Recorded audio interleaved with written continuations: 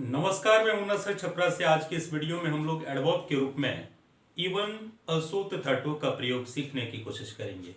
तो आइए देखते हैं इवन, अल्सो तथा टू का प्रयोग जब एडवर्ब के रूप में होता है तब इनका क्या अर्थ होता है।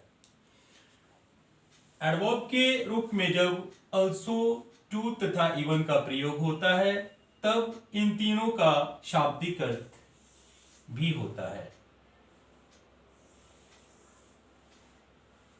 इन तीनों का प्रयोग स्ट्रेस को दिखाने के लिए होता है, दबाव को दिखाने के लिए होता है। ये तीनों वाक्य में दबाव के भाव को दर्शाते हैं। इवन का प्रयोग वाक्य में किसी भी शब्द पर दबाव बनाने के लिए किया जा सकता है, जबकि अल्सो तथा टू का प्रयोग वाक्य में सिर्फ सब्जेक्ट के ऊपर दबाव बनाने के लिए होता है। इवन जिससे शब्द के ऊपर दबाव बनाता है उस शब्द के ठीक पहले आता है, जबकि अल्सो तथा टू, अल्सो एक्सिलरी वर्ब के ठीक बाद जबकि मेन वर्ब के ठीक पहले आता है। टू का प्रयोग वाक्य के अंत में होता है। इन तीनों का प्रयोग आइए हम एग्जाम्पल से सीखने की कोशिश करते हैं। वाक्य है, मैं भी अंग्रेजी बोलता हूं। यहां मैं भी में मैं के ऊपर दबाव बनाई गई है।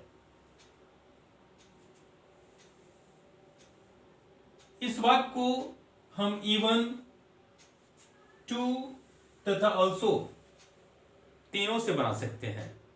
क्योंकि बात सब्जेक्ट की है, क्योंकि सब्जेक्ट के ऊपर जब दबाव डालना होता है तो अल्सो, टू तथा इवन ये तीनों आ सकते हैं। मैं भी अंग्रेजी बोलता हूं, मैं पर दबाव है। रूल इवन का कहता है कि यदि शब्द के पहले या जिस शब्द के ऊपर दबाव बनाता है उसके ठीक पहले आता है, तो यहां आई के पहले इवन का प्रयोग किया गया है। Even I speak English. I also speak English. I speak English too. तो रूल के हिसाब से एक्सिलरी वर्ब के ठीक बाद और मेन वर्ब के ठीक पहले also का प्रयोग होता है। टू वाक्य के अंत में आता है और इवन उस शब्द के ठीक पहले जिस पर दबाव डालना होता है। हमारे सामने दूसरा एग्जाम्पल है, मैं अंग्रेजी भी बोलता हूं। यहां अंग्रेजी पर दबाव डाली गई है। इस वाक्य को हम अल्सो तथा टू से नहीं बना सकते, क्योंकि अल्सो तथा टू का रूल है कि ये सिर्फ वाक्य में सब्जेक्ट के ऊपर दबाव बनाने के लिए आते हैं। इस वाक्य को सिर्फ हम इवन से ही बना सकते हैं। आई सिंपल है, मैं बोलता हूं पहले बना लें, आई स्पीक अंग्रेजी भी even English. The summary is that even, also and too का प्रयोग जब हम एडवर्ब के रूप में वाक्य में करते हैं तब सब्जेक्ट के ऊपर यदि स्ट्रेस डालना है तब इन तीनों का प्रयोग हम एक दूसरे के स्थान पर कर सकते हैं, बस इनके पोजीशन का ख्याल रखकर। सब्जेक्ट पर स्ट्रेस डालने की स्थिति में इवन सब्जेक्ट के ठीक पहले आता है, जबकि टू वाक्य के अंत में आता है और अल्सो एक्सिलरी वर्ब के ठीक बाद और मुख्य क्रिया के ठीक पहले आता है। जब सब्जेक्ट को छोड़कर अन्य शब्दों पर दबाव डालने की बात होती है तब वाक्य में अल्सो तथा टू का प्रयोग नहीं होता है।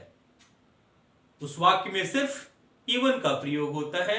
जैसे दूसरे एग्जांपल में मैंने बताया, मैं अंग्रेजी भी बोलता हूं। यहां मैं पर दबाव नहीं है, अंग्रेजी पर दबाव है। इस वाक्य को मैंने बताया कि सिर्फ इवन से बनाई जा सकती है, तो यह स्पष्ट है कि इवन वाक्य के जिस शब्द पर दबाव डालता है उस शब्द के ठीक पहले आता है।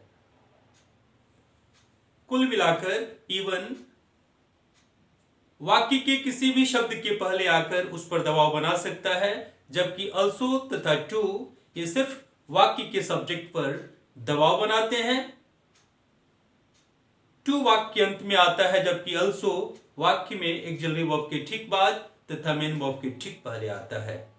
तो उम्मीद है अल्सो, इवन तथा टू का प्रयोग करते समय आप इनके पोजीशन का ख्याल रखेंगे।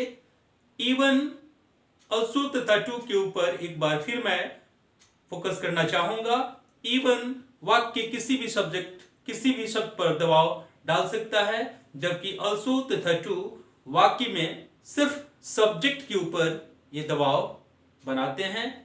अल्सो एक्सिलरी वर्ब के ठीक बाद तथा मेन वर्ब के ठीक पहले आता है, जबकि टू वाक्य के अंत में आता है और इवन उस शब्द के पहले आता है जिसके ऊपर दबाव डाली होती है। तो उम्मीद है आज की वीडियो आपको पसंद आएगी।